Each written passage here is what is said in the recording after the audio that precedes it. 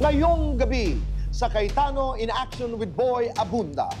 Magandang gabi po, mga ka-CIA. Welcome to Cayetano in Action with Boy Abunda.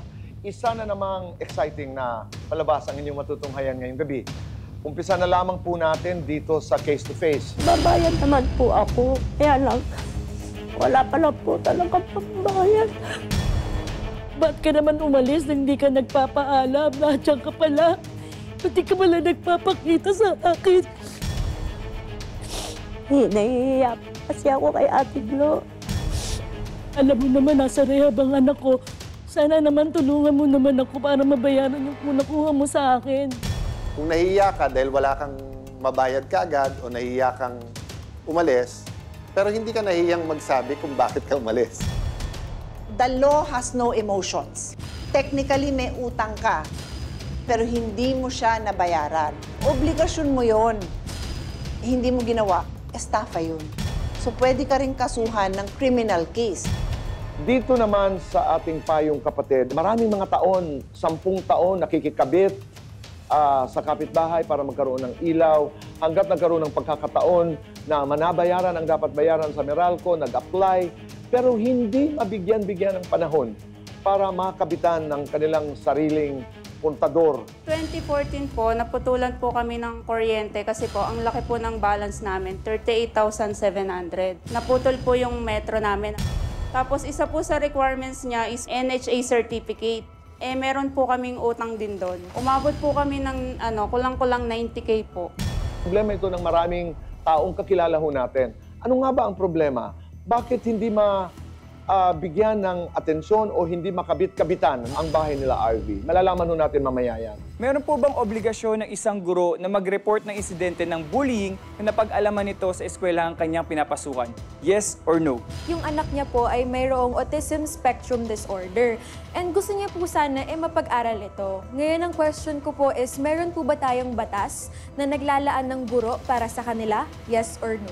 Excited po ako dahil meron tayong Kuya Alan, Ate Pia, yes or no, kung saan napakaraming nating natututunan. Yung mga bagay na minsan akala natin, alam na natin na parang, ay, ganito ang tama. Pagdating pala sa batas, ganito, or kabaligtaran naman. I always feel richer, better, every after an episode. Sana yan din po ang inyong maranasan tuwing kayo nanonood ng Cayetano in Action. Maraming salamat po. At kahit hating gabi, alas 11 ng gabi, ay pinipili niyo po kami ang makasama. Kaya maraming salamat. Welcome once again to Cayetano in Action with Boy Abunda.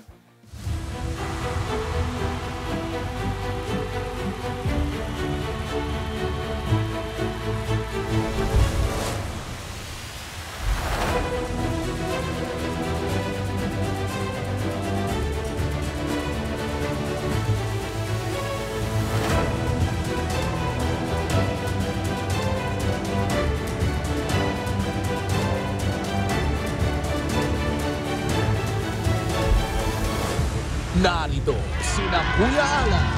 Ako po ang inyong Kuya Alan, kakampi nyo sa batas. Ipaglalaban natin ang totoo at yung patas. Ate Pia. Ako naman po ang inyong Ate Pia, kampyon ng mga kababaihan at kabataan, handang ipagtanggol ang inyong karapatan. At Tito Boy. Maupay nga gabi ang iyong matanan. Ako po si Boy Abunda.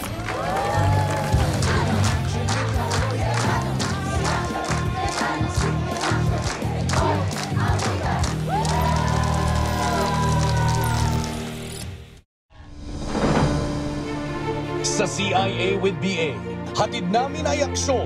Nung unang pagdulog ko sa Cayetano in Action, hindi ko naman po ini-expect na ganong kabilis. After po nung nag-guest focus ng CIA, in fairness, kinabukasan, hindi pa rin ako makapaniwala na tapos na yung problema ko.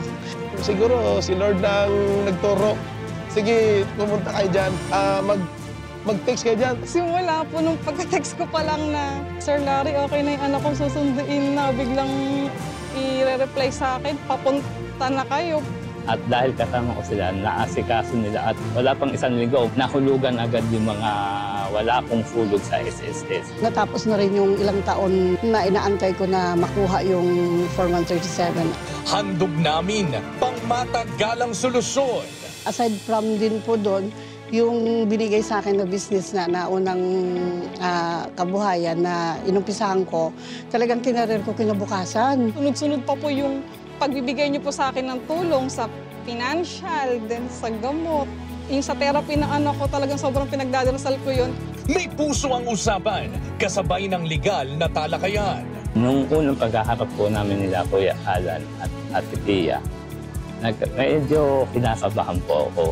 Pero iniisip ko rin po na yun ang pagkakataon kong makaharap sila. Kaya kailangan sabihin ko na yung mga gusto kong sabihin para lahat ng mga katanungan ko mabigyan nila ng sagot. Saka kailangan i-check mo daw lahat yung dokumento para hindi daw ma-scam.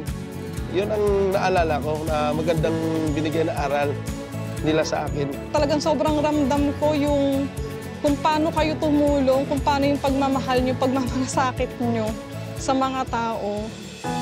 Dahil ang tulong na aming bigay ay tungo sa ikagagaan ng inyong buhay.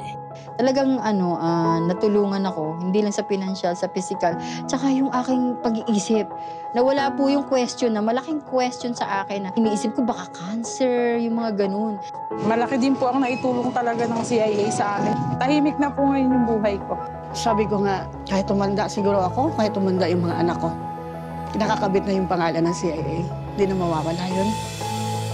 Nais kong mag-thank you sa kanilang magkapatid at kay Tito Boy. Maraming salamat po talaga. Kay Kuya Alan, kay Ate Pia po, kay Tito Boy. Hindi ko talaga ako nagkamali. Napakabuti po nila. Kay Kuya Alan sa kay Ate Pia, sobrang nagpapasalamat ako dahil sa mabubuti niyong puso. Sabi ko dun sa mga anak ko, makapagtapos ka dyan, kasama yung CIA dyan sa journey mo na yan.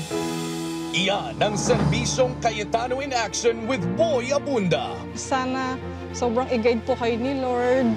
Sobrang i-guide po yung programa nyo na mas marami po kayong matulungan.